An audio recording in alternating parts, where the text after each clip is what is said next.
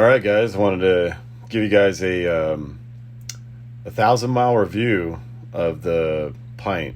I just went past 1,000 miles recently, and I figured I'd give you guys an update on where I'm at with the pint and all that good stuff. Actually, had to have the tire changed out, and guy that rides here in Austin, Fred Cunningham, was nice enough to swap that tire out for me. I was gonna do it, but I don't know. I was like so busy, and I was like, I know he's done them, like a bunch of them. So I was like, yeah, I'd rather have someone that has experience changing tires do it. Plus, I don't really have the tools, so I was like, I definitely want to tackle it and be able to change my own tire. I feel like it's something important that you should be able to do, but these tires are just, I don't know, that I wouldn't say they're bulletproof, but certainly with slime in there or whatever, it's like having a flat tire isn't something you really should concern yourself too much with. With riding, it has not been an issue, but the tire swap has been just phenomenal. The new tire, I think it's the Burris uh, Extra Rad or the Quiet.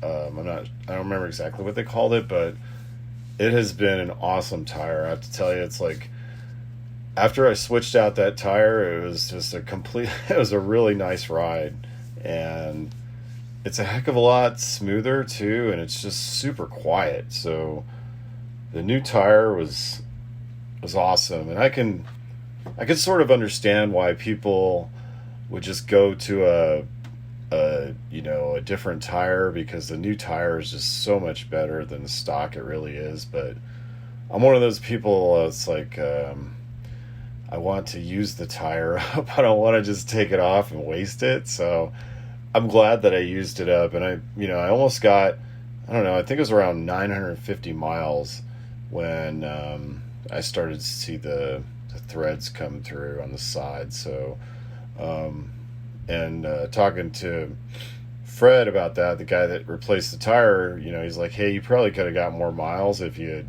put a little more air in the tire. So anyway, the video today is from here in Austin, Texas, and I was doing some work here on Riverside Drive, and I just couldn't help it. I was like, you know what? I'm going to ride on this side of Riverside. There weren't too many people out today, and it wasn't the weekend, so technically you shouldn't be on this trail on a motorized device, really. But I don't know. It's like, you know what? There's not too many people here. I'll go ahead and take a little ride. And I wasn't going fast or anything like that. I think it's like 10-mile-an-hour limit. But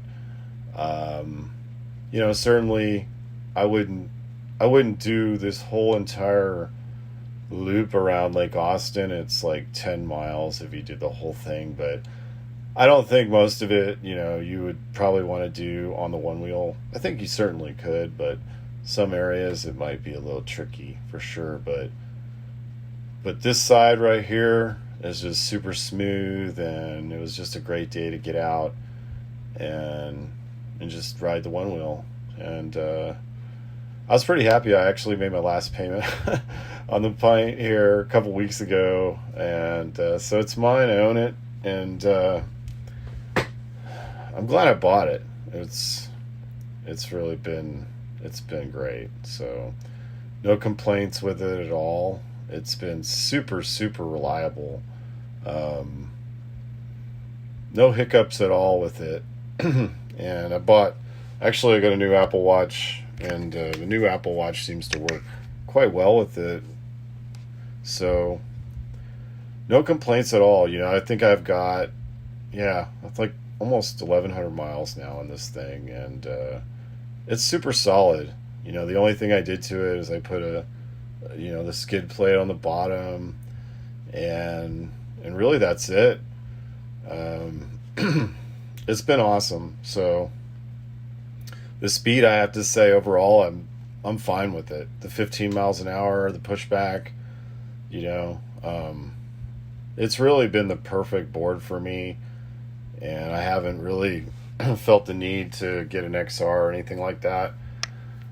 For the riding that I do, you know, I got out here and just did a couple miles and back, and it was great. So, highly recommend it. I've been very happy with it. Um, yeah, I mean, the only thing I've had to do is replace a tire, and that's been it. Outside of that, I haven't really been. You know, I've been. I'm still doing the leaderboard thing, and I am in ninth place now on the leaderboard. So that's cool. I started, you know, working on that. Um, you know, when this whole thing with the pandemic hit and stuff, and we're still in this pandemic thing. So, but I'm determined to get to the number one spot. So, anyway, I hope you guys are having a great day, and I apologize for the audio in the last video. It was terrible, and it was because I didn't want to re-record the audio. So that's why I ended up wasn't able to get the audio off of the device that I recorded on. So I had to make a recording of that recording, and that's why it was just terrible audio. So sorry about that, guys. But you know, I gotta say, bottom line, Pint, super solid. I actually